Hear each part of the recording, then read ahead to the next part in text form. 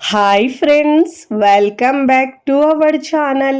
ఈరోజు మన కిచెన్లో ఇన్స్టెంట్గా అప్పటికప్పుడు చేసుకునే 2 రకాల ఇన్స్టెంట్ బన్ దోశ రెసిపీని చూపించబోతున్నానండి. రుచి అయితే చాలా అంటే చాలా బాగుంటాయండి. ఇడ్లీ పిండి, దోశ పిండి లేనప్పుడు అప్పటికప్పుడు ఒక 5 నుంచి 10 నిమిషాలలో చేసుకోవచ్చండి. తిన్నా కొద్దీ తినాలనిపించేలా చాలా బాగుంటాయండి. పైనుంచి క్రిస్పీగా, లోపల సాఫ్ట్గా, స్పాంజీలా చాలా చాలా బాగుంటాయండి. చాలా తక్కువ టైంలో ఈజీగా ఇంకా టేస్టీగా చేసుకునే బ్రేక్ఫాస్ట్ అండి. మసాలా బన్ దోశ, ఇంకా సింపుల్గా చేసుకునే బన్ దోశ అండి. 2 రకాలు కూడా చాలా చాలా ఒకదానికి మించిన మరొకటి రుచి ఉంటాయండి. అంత కమ్మగా ఉంటాయి. ఒక్కసారి రుచి చూస్తేనే తెలుస్తుంది మీకు ఎంత కమ్మగా వచ్చినాయో. మరి ఇక ఏమాత్రం ఆలస్యం చేయకుండా చాలా టేస్టీగా, కమ్మగా ఉండే ఇక్కడ నేను 2 రకాల బ్రేక్ఫాస్ట్ని ఈజీగా, సింపుల్గా ఎలా చేయాలో ఆ ప్రాసెస్ని చూద్దాం రండి. ముందుగా ఇక్కడ నేను ఒక మిక్సింగ్ బౌల్ తీసుకొని దాంట్లో 1 కప్పు బన్సీ రవ అంటారు చూడండి, గోధుమ రవ తీసుకోవాలండి. లావుగా ఉండే రవ 1 కప్పు తీసుకోవాలి. అన్ని కొలతలు 1 కప్పు గ్లాస్తో తీసుకోవాలి. అదే కప్పుతో ఒక 1/2 కప్పు పెరుగు తీసుకోవాలండి. మళ్ళీ ఏ కప్పుతో అయితే మనం రవ్వ తీసుకున్నామో అదే కప్పుతో ఒక 1/2 కప్పు వాటర్ తీసుకోవాలండి. ఒకవేళ మీరు పెరుగు, మజ్జిగ 2 కలిపి 1 కప్పు దాకా అయినా తీసుకోవచ్చు. చిక్కటి మజ్జిగ అయినా 1 కప్పు దాకా తీసుకున్న తర్వాత ఇప్పుడు ఇలా బాగా మిక్స్ చేసుకొని ఒక 10 నుంచి 15 నిమిషాల పాటు పక్కకు పెట్టుకోవాలండి. ఇప్పుడు ఇలా బాగా మిక్స్ చేసుకున్న తర్వాత ఇప్పుడు మూత పెట్టేసి మనం ఒక 10-15 నిమిషాల పాటు పక్కకు పెట్టుకోవాలి. ఈలోపు మనం దాంట్లోకి టేస్టీ కమ్మగా ఉండే చట్నీ రెడీ చేసుకుందామండి. చాలా హెల్దీ చట్నీ అండి ఇది అయితే. స్టవ్ మీద ప్యాన్ పెట్టుకొని ఒక 2 నుంచి 3 టేబుల్ స్పూన్లు పల్లీలను వేయించుకోవాలండి. పల్లీలను బాగా వేయించుకోవాలి. ఫ్లేమ్ని మీడియంలో ఉంచి మాత్రమే పల్లీలను వేయించుకోవాలండి. ఇప్పుడు ఇలా పల్లీలు బాగా వేగిన తర్వాత పుట్నాల పప్పు, చట్నీ పప్పు అంటారు చూడండి, ఆ పప్పును ఒక 2 టేబుల్ స్పూన్ దాకా వేసుకోవాలండి. ఇవి 2 కలిపి మనం చట్నీ చేస్తే చట్నీ చాలా కమ్మగా ఉంటుంది. ఇప్పుడు ఇలా బాగా వేయించుకున్న తర్వాత పక్కకు తీసుకోవాలి ప్లేట్లో. ఇక్కడ నేను అదే ప్యాన్లో ఒక 1 టీ స్పూన్ ఆయిల్ వేసుకోవాలండి. ఆయిల్ వేడైన తర్వాత ఇప్పుడు దీంట్లో ఒక 1/2 కప్పు దాకా క్యారెట్ వేసుకోవాలండి, చిన్న ముక్కలు కట్ చేసి. పచ్చిమిరపకాయ ఒక 2 వేసుకోవాలండి. మీరు ఒకవేళ కారం ఎక్కువ తింటే 2-3 అయినా వేసుకోవచ్చు. ఇప్పుడు ఇలా బాగా ఫ్రై చేసుకోవాలి. ఇప్పుడు ఇలా బాగా ఫ్రై చేసుకున్న తర్వాత ఇప్పుడు దీంట్లో ఒక టమాటో వేసుకోవాలండి. మీడియం సైజ్ కంటే కాస్త పెద్దగా ఉంటుందండి ఈ టమాటో. చిన్న ముక్కలుగా కట్ చేసుకొని వేసుకోవాలి. చట్నీ అయితే చాలా బాగుంటుందండి. అన్నంలో, వేడి అన్నంలో వేసుకున్నా కానీ, చపాతీతో కానీ చాలా బాగుంటుంది. ఇప్పుడు దీంట్లో కొత్తిమీర వేసుకోవాలి. వాష్ చేసుకున్న కొత్తిమీర వేసుకొని ఇప్పుడు ఇలా బాగా మిక్స్ చేసుకోవాలి. ఇప్పుడు దీంట్లో రుచికి సరిపోయినంత ఉప్పు వేసుకోవాలండి. ఉప్పు వేసుకున్న తర్వాత ఇలా బాగా మిక్స్ చేసుకోవాలి. ఇక్కడ నేను ఒక చిన్న ముక్క వేసుకోవాలండి, చింతపండు ముక్క. లేకపోయినా పర్వాలేదు, కానీ వేస్తే టేస్ట్ వస్తుంది. కాస్త లైట్గా పులుపు వస్తుందండి. చిన్న ముక్క వేసుకోవాలండి. వేసుకొని ఇప్పుడు ఇలా బాగా మిక్స్ చేసుకొని మూత పెట్టేసి టమాటోల్ని ఇంకా క్యారెట్ని ఉడికించుకోవాలండి. ఫ్లేమ్ని సిమ్లో ఉంచి. చూడండి, బాగా టమాటోలు కూడా సాఫ్ట్గా అయిపోయినాయి, ఉడికిపోయినాయి కదండి. ఇప్పుడు మనము ఒకసారి ఇలా బాగా మిక్స్ చేసుకోవాలి, ఇలా కలుపుకోవాలండి. ఇప్పుడు స్టవ్ ఆఫ్ చేసుకొని పక్కకు దించుకోవాలండి, చల్లారించుకోవాలి. ఇక్కడ మిక్సీ జార్ తీసుకొని ముందుగా వేయించుకున్న పల్లీలు ఉన్నాయి కదండి, ఆ పల్లీలు, పుట్నాల పప్పును రెండుటిని గ్రైండ్ చేసుకోవాలి. చూడండి, ఇప్పుడు గ్రైండ్ చేసుకున్న తర్వాత ముందుగా మనము టమాటోలు, క్యారెట్ని ఫ్రై చేసుకున్నాం కదండి, ఆ క్యారెట్ ముక్కలను వేసుకోవాలి దీంట్లో. ఇప్పుడు ఇలా పూర్తిగా చల్లారిన తర్వాత మిక్సీ జార్లో వేసుకున్న తర్వాత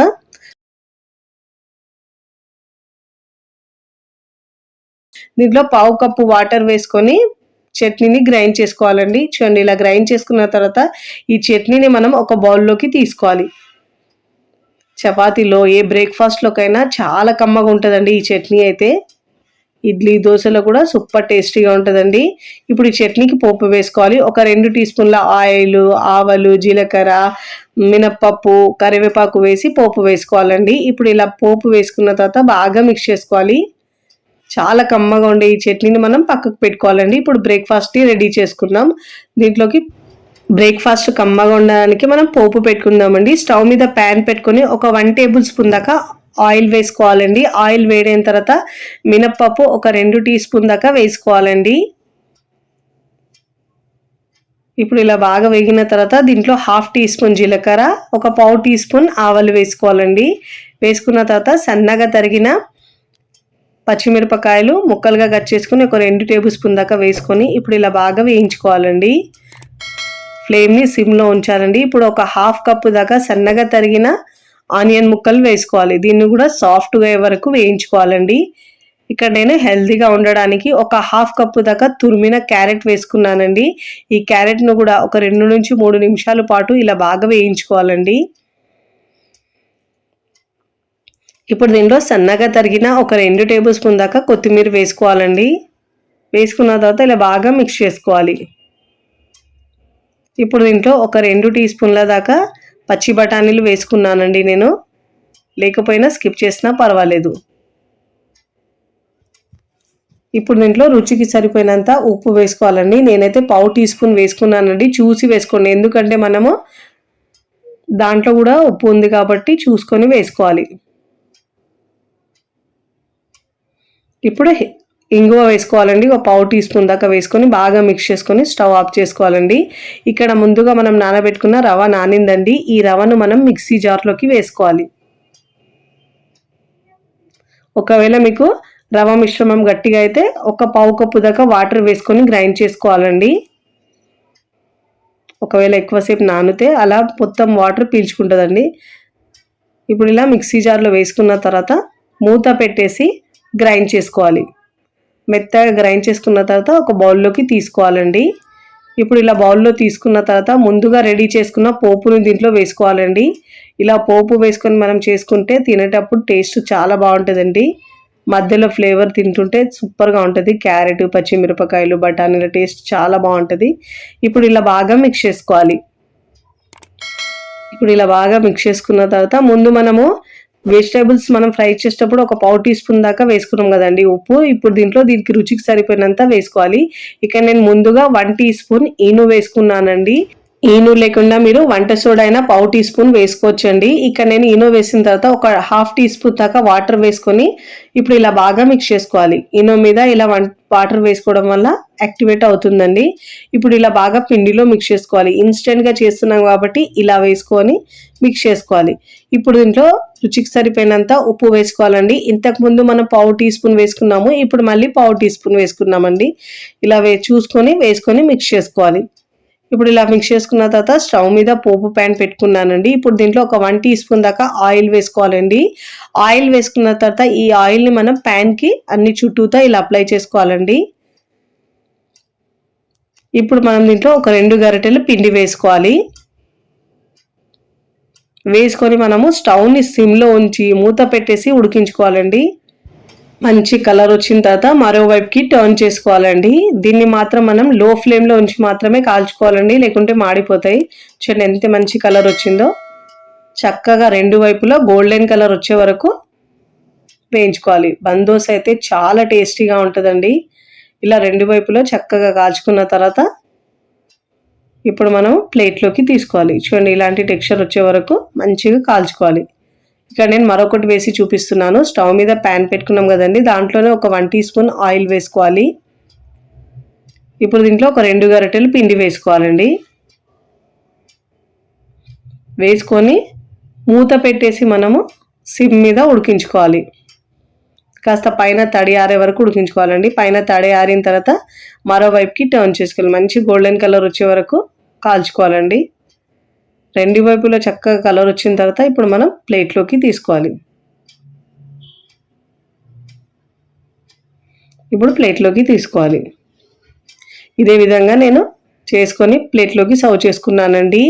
తిన్నా కొద్దీ తినాలనిపించేలా సూపర్ టేస్టీగా ఉంటాయండి. బందోసలు అయితే ఇలా మనం అప్పటికప్పుడు ఇలా గోధుమ రవ్వతో చేసుకుంటే చాలా హెల్తీగా ఉంటుందండి. టేస్ట్ అయితే చాలా చాలా బాగుంటుంది. పైన క్రిస్పీగా లోపల స్పాంజీగా ఉంటాయి కాబట్టి పిల్లలు పెద్దలు కూడా చాలా ఇష్టంగా తింటారు. మీరు కూడా తప్పకుండా ఈ బ్రేక్ఫాస్ట్ ని ఒక్కసారి ట్రై చేయండి. ట్రై చేసి ఎలా కుదిరిందో కామెంట్ ద్వారా తెలియచేయండి. తుంచి చూపిస్తున్నాను చూడండి, ఎంత సాఫ్ట్ గా స్పాంజీగా భలే ఉంటాయండి. ఈ చట్నీతో సూపర్ గా ఉంటాయి. ఇప్పుడు మన సెకండ్ రెసిపీ వచ్చేసి మసాలా బందోసను సింపుల్గా ఎలా చేయాలో ఆ ప్రాసెస్ని చూద్దాం రండి. ముందుగా ఇక్కడ నేను మిక్సీ జార్ తీసుకున్నానండి. దీంట్లో 1 కప్పు గోధుమ రవ్వ, బన్సీ రవ్వ అంటే చూడండి, అది 1 కప్పు తీసుకోవాలండి. ఇప్పుడు దీంట్లో 2 టేబుల్ స్పూన్ల బియ్యపిండి వేసుకోవాలండి. బియ్యపిండి వేసుకోవడం వల్ల మనకు బన్ పైన క్రిస్పీగా లోపల సాఫ్ట్గా స్పాంజీగా వస్తుంది. ఒక 2 టేబుల్ స్పూన్ దాకా వేసుకోవాలండి. ఏ కప్పుతో అయితే రవ్వ తీసుకున్నామో అదే కప్పుతో 1/2 కప్పు పెరుగు తీసుకోవాలండి. ఇప్పుడు దీంట్లో నేను ముందుగా ఒక 1/2 కప్పు దాకా వాటర్ యాడ్ చేస్తున్నానండి. మీరు కొద్దిగా చూసుకుంటూ వాటర్ యాడ్ చేసుకొని మెత్తగా గ్రైండ్ చేసుకోవాలి. బ్యాటర్ని మరీ పల్చగా చేసుకోవద్దండి. ఇలా గ్రైండ్ చేసుకున్న తర్వాత బౌల్లోకి తీసుకోవాలి. ఇప్పుడు ఇలా బౌల్లో తీసుకున్న తర్వాత ఫస్ట్ టైం నా ఛానల్ చూస్తున్న వాళ్ళు ప్లీజ్ నా ఛానల్ని సబ్స్క్రైబ్ చేసుకోండి, లైక్ చేయండి, పక్కనున్న బెల్ ఐకాన్ని ప్రెస్ చేయండి. ఇలా ప్రెస్ చేయడం వల్ల నేను పెట్టే వీడియో నోటిఫికేషన్ ముందుగా మీ హోమ్ పేజ్కి వస్తాయండి.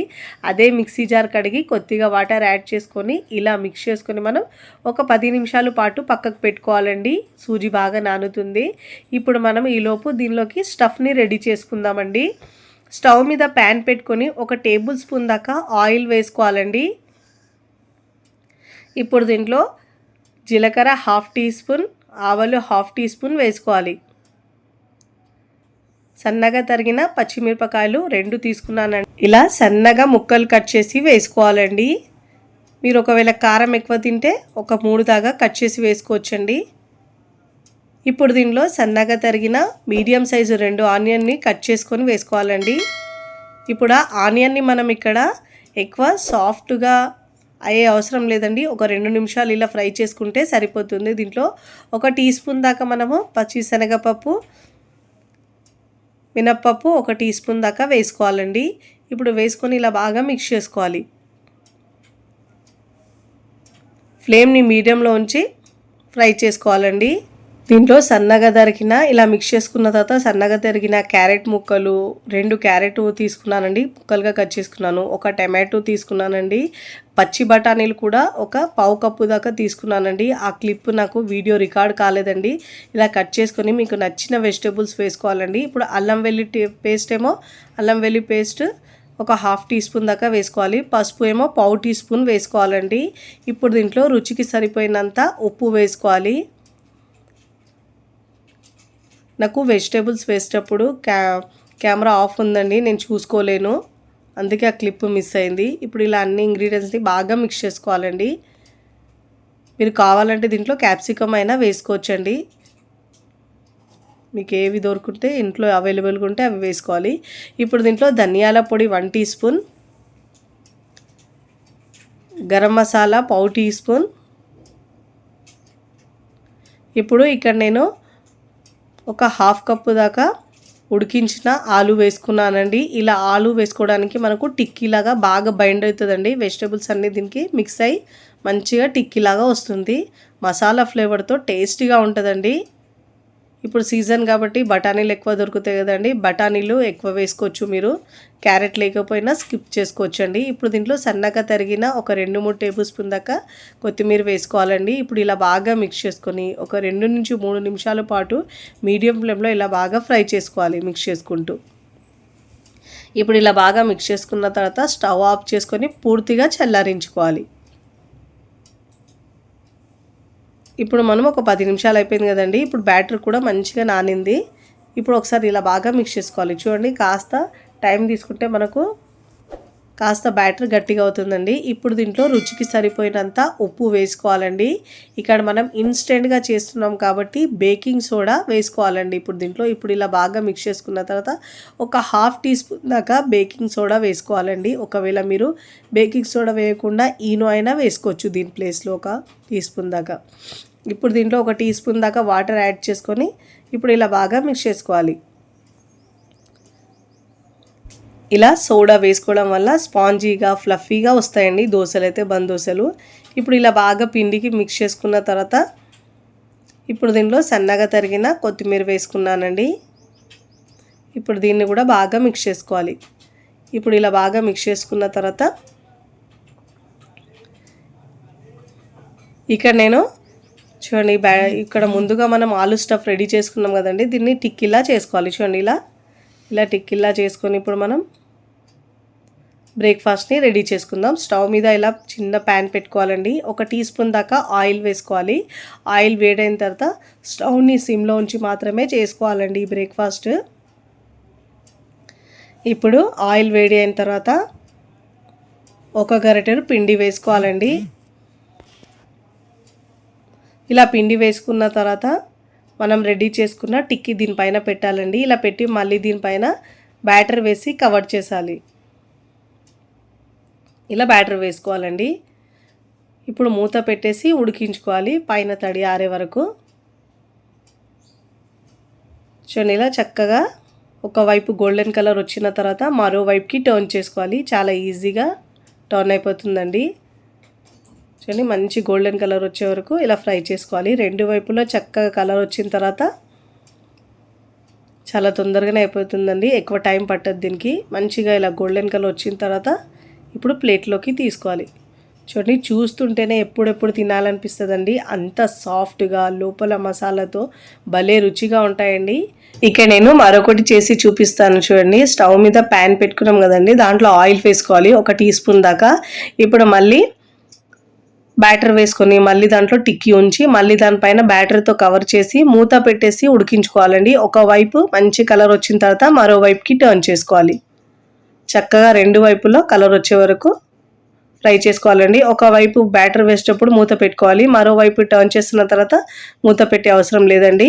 ఇప్పుడు చక్కగా 2 వైపులో మంచి కలర్ వచ్చే వరకు వేయించుకున్న తర్వాత ఇక్కడ నేను ప్లేట్లోకి తీసుకున్నానండి. చూడండి చూస్తుంటేనే ఎంత బాగా వచ్చాయో, ఫ్లఫీగా బన్ లాగా చాలా టేస్టీగా ఉంటాయండి. దీనికి చట్నీ అవసరం ఉండదండి, అలా తిన్నా కూడా చాలా బాగుంటుంది. ఒకవేళ మీకు నచ్చితే చట్నీ అయినా పెట్టుకోవచ్చు, ఎందుకంటే లోపల మసాలా ఉంటుంది కాబట్టి పిల్లలు ఇలా చేసి ఇస్తే చాలా ఇష్టంగా తింటారు, అంత టేస్టీగా ఉంటుందండి. నేనైతే ఇక్కడ టమాటో చట్నీ సర్వ్ చేస్తున్నానండి. చూస్తుంటేనే నోట్లో నీరురుతాయండి, ఎప్పుడెప్పుడు తినాలనిపిస్తుంది, అంత టేస్టీగా ఉంటుంది. పిల్లలు స్కూల్ నుంచి రాగానే ఇలా చేసి పెట్టండి, చాలా ఇష్టపడి తింటారండి. అంత టేస్టీగా కమ్మగా భలే ఉంటాయండి. మీరు కూడా తప్పకుండా ఇలా చాలా టేస్టీగా ఇంకా హెల్తీగా చాలా తక్కువ టైంలో ఈజీగా చేసుకునే ఈ బంద్ దోశలను ఒక్కసారి ట్రై చేయండి. ట్రై చేసి ఎలా కుదిరిందో నాకు కామెంట్ ద్వారా తెలియచేయండి. ఇక్కడ మీకు తుంచి కూడా చూపిస్తాను చూడండి, లోపల వరకు ఎలా సాఫ్ట్గా బాగా కుక్ అవుతాయండి. తుంచితే తెలుస్తుంది మీకు, లోపల స్టఫ్తో భలే కనిపిస్తాయండి. చూడండి పైన కూడా ఎలా వచ్చినాయి, హోల్స్ వచ్చినాయండి. లోపల వరకు చాలా బాగా సాఫ్ట్గా ఉంటాయి. తుంచితేనే తెలుస్తుంది ఎంత సాఫ్ట్గా వచ్చినాయో. వీడియో నచ్చితే లైక్ చేయండి, ఫ్రెండ్స్ ఫ్యామిలీకి షేర్ చేయండి. మరికొన్ని టేస్టీ సింపుల్ క్విక్ రెసిపీస్ కోసం టీ కిచెన్ని సబ్స్క్రైబ్ చేసుకోండి. కమెంట్ చేయడం అస్సలు మరవకండి. Thanks for watching.